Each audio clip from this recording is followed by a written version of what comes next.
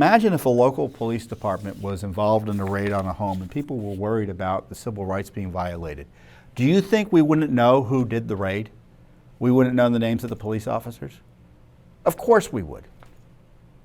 But the FBI raids the home of President Trump. We can't find out who the names are.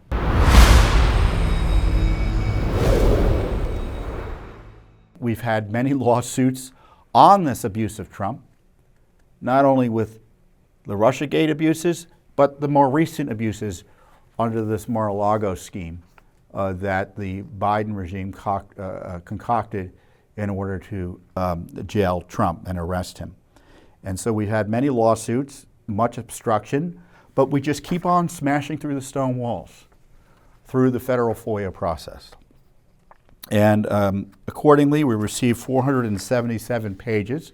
It may seem like a lot, but it really wasn't, because a lot of it was duplicative.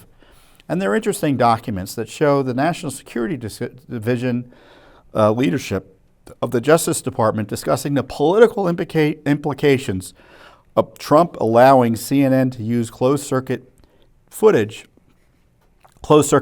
footage, CCTV, of the raid on his Mar-a-Lago home. We received the records, and they also confirmed, that the Justice Department had asked that they turn the video off, and thankfully Trump's people didn't.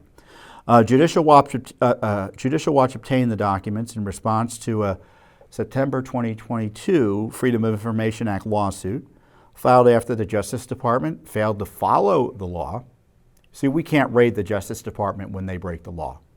See, that's kind of the one of the outrages here. Not that I want to raid the Justice Department, but you know what I mean.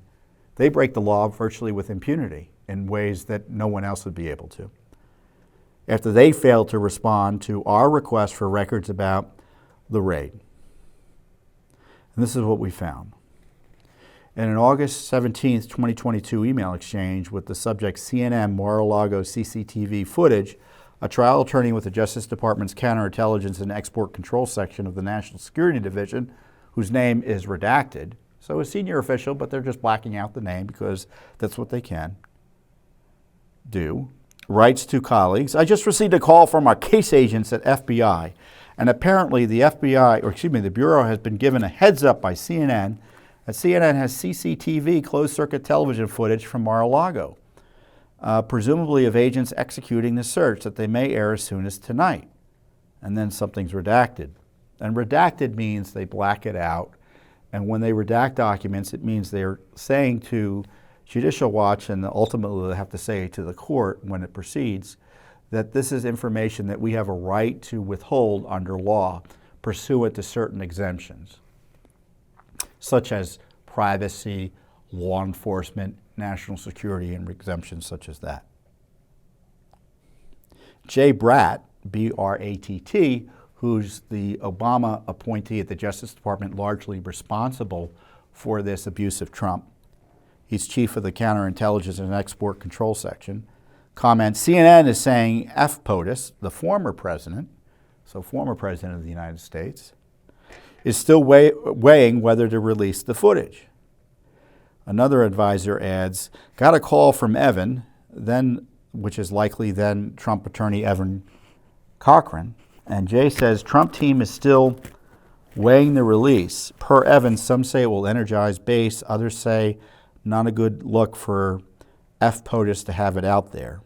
CNN is working on a story that Jay requested Trump team to turn off the cameras, and they refused. So Jay Pratt was the Brat who asked the Trump people to turn off the videos.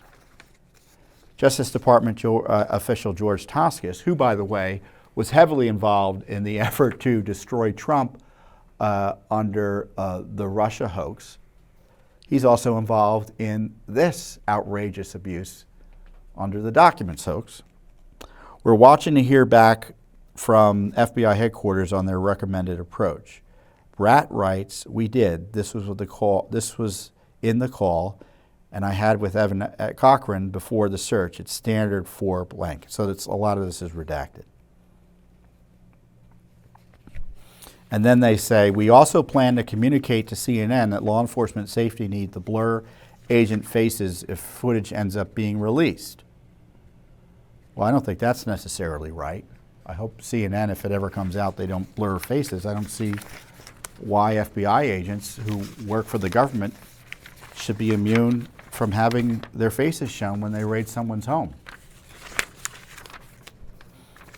I mean, isn't it interesting? You know, imagine if a local police department was involved in a raid on a home and people were worried about the civil rights being violated. Do you think we wouldn't know who did the raid? We wouldn't know the names of the police officers? Of course we would. But the FBI raids the home of President Trump. We can't find out who the names are. They want to black out or blur out their faces. And on top of that, as I said before, we're seeking the names of those who are prosecuting Trump. Literally, for the first time in American history, prosecuting a former president. This Justice Department, Jack Smith, who has a record of being trying to jail opponents of the Democratic Party. Remember his involvement with Lois Lerner and the IRS, trying to jail the groups that Lois Lerner was, the heads of the groups that Lois Lerner was abusing, with delayed responses to their requests to have their groups approved by the IRS and abusive questioning and such. They're telling us we can't get the names of the people working for Smith. Now, a few of those names will pop up as a result of these proceedings, but I want to know who else is working for him. Matt Gaetz, by the way, of Congress, has followed up and is demanding information as well because he wants to do something about curtailing funding for the entities, it looks like, that are abusing Trump.